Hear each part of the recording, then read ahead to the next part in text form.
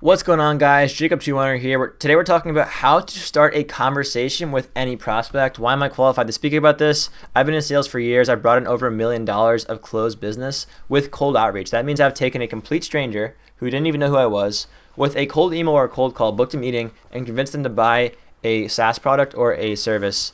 And I've done it for over $1 million of sales, right? I also just happen to be a schmoozer. I love talking to people. I'm always talking to new people. I'm very good at opening doors. It's just my personality. So I'm going to give you some of the natural tips that I've embodied, I guess just because I was born with them, thank you, and that I've learned through sales to help you start a conversation with any prospect. This is specifically going to be once you're on a sales call, but if you want to learn about how to start a conversation with any prospect on a cold call, for example, and get them to book a meeting, it all starts with the prospecting strategy. And I have a free prospecting training that teaches you how to build a lead list based on pain. This way, when you reach out, you have a relevant reason to reach out, and it makes it way easier to start the conversation. Just go to the link in the description of this video, and it will take you to this landing page where you can pop in your name and your email, click I want more clients, and all of a sudden, you are good to go. Plus, when you get the free training, you'll get early access to my paid course, and you'll get a discount code for it as well, which goes way more in depth on how to take cold outreach from unsubscribe, don't call me back, to booking lots of meetings. I give you all of my tips and tricks. It's going to be awesome. It's not out yet,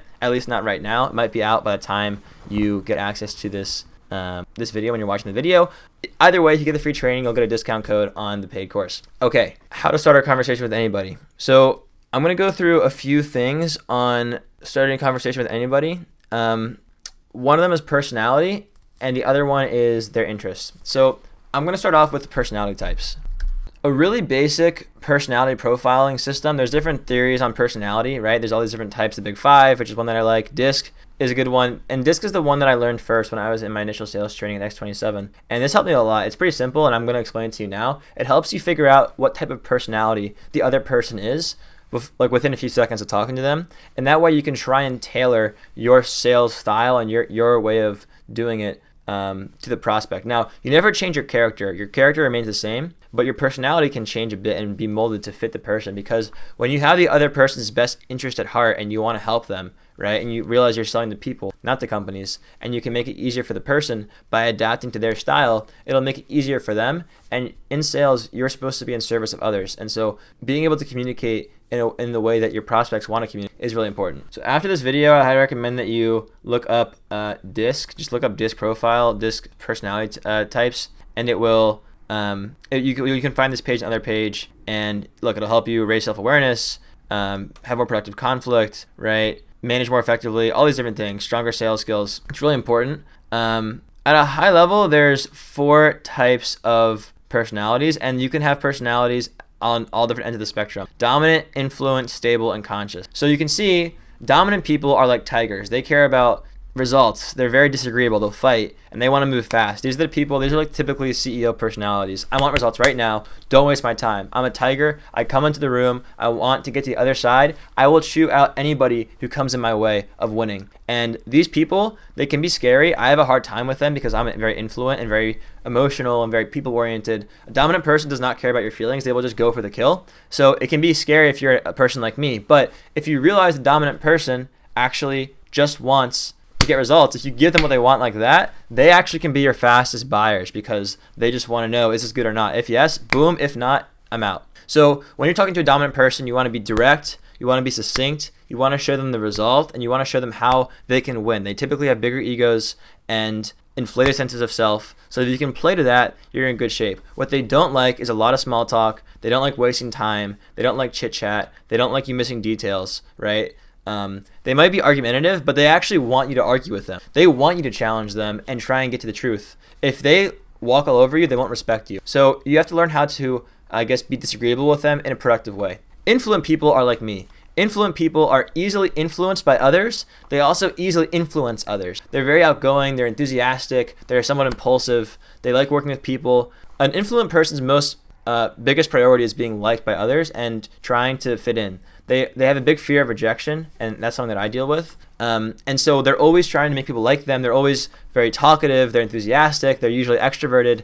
They're always trying to be involved in something. They usually talk a lot, right? So with an influent person, they're actually different than a dominant person. An influent person, actually, you could talk to an influent person for like half an hour about, personal stuff, on a sales call. I've had calls where I've closed deals. The entire first minute, the first half an hour call, I talked to them about like nothing related to work. And then we got into work on the second call because I'm influent and they're influent. So we just built up such a strong relationship personally that we didn't have to talk about business. If I did that with a dominant person, they would have chewed me out and spit me out within 2 minutes, right? A stable person, right? They're more slow.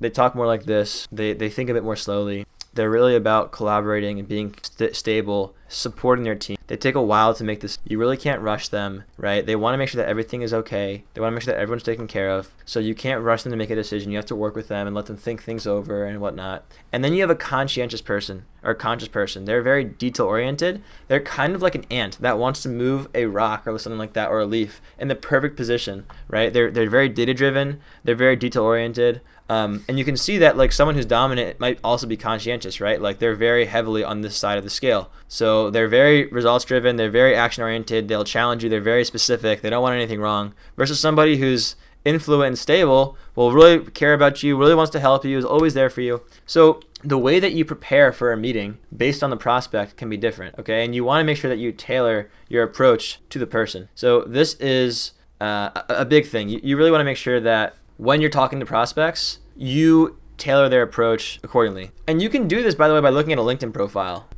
I was trying to think of an example of a dominant person's LinkedIn profile that I could show you. But the reality is I forgot the guy's name.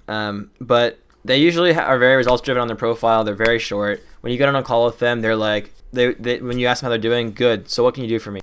Boom, that's dominant. They really want to get down to business. An influent person's LinkedIn profile, I'm influent. So if you want an example of an influent person's profile, just check out my LinkedIn profile. I have my feed blocked here so I won't get sucked into all the nonsense and garbage. But look, smiling, right? I'm very active. I have, I'm just very talkative. You can tell that my profile is built out and I'm smiling and I'm happy and all that kind of stuff. Or you watch my videos, right? You can tell that I talk a lot. So you can just kind of tell based on the person, and you want to learn about personality types so that you can mold yourself to the prospect. The second way that you can have a conversation with anybody is by preparing for the call, right? What are they interested in? What do they care about? If you search Jacob Chewiner, right, on Google before a call, boom, personal site, LinkedIn profile, YouTube channel. I've got guest posts on other people's websites. I've got, I think I have a podcast interview somewhere. Become a digital nomad at 19 and SEO tips. So check this out. This is a podcast I did. I was 19. This is me in Poland. I'm sitting on a park bench in Krakow, right? I was 19. If you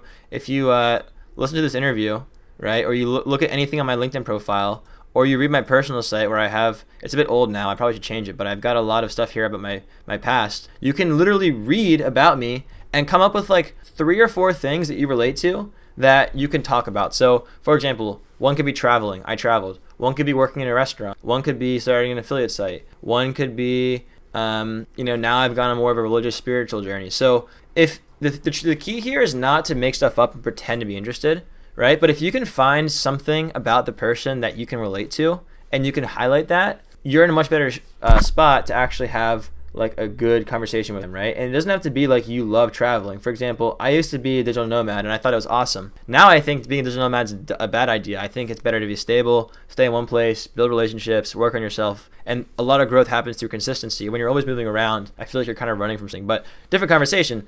I can start a conversation with somebody who traveled a lot.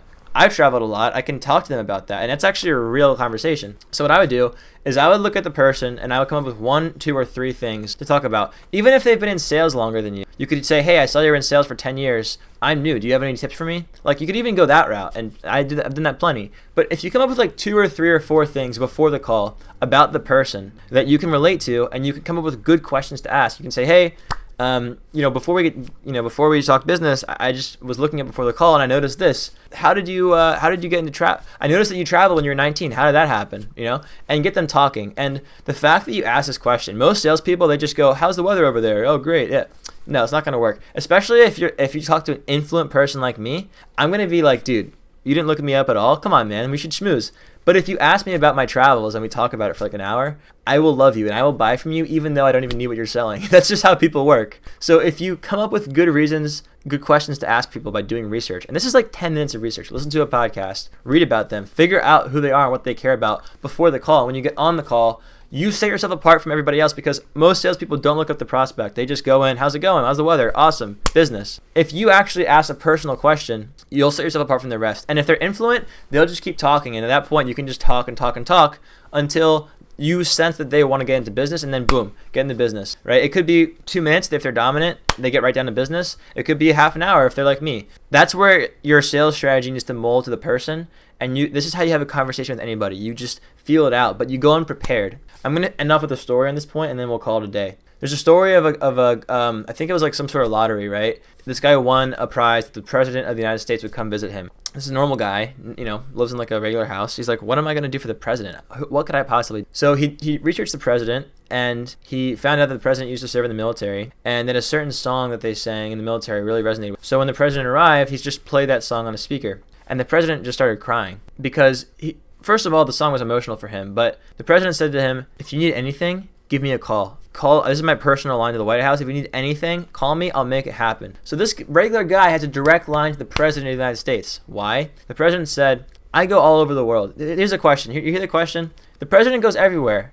All over the world. Everywhere he goes, they roll out the red carpet for him, right? He literally get a red carpet, a parade. There's like a caravan. So why did this one guy make the president feel so good? The answer is because this guy did not roll out the red carpet for the president. He rolled out the red carpet for John Brown, or whatever the president's name is, right? He actually researched the person, not the president. So when you actually, the fact that he put in the effort to try and care about the person behind the title, right, that made all the difference. And if you do the same thing with your sales calls, you'll really stand out. If you want my free training on cold prospecting as well, and get early access to my paid course on cold outreach to book more meetings and have more at-bats to wow your prospects, highly recommend you grab the free training down below in the description. Until then, I'll catch you in the next video. Peace.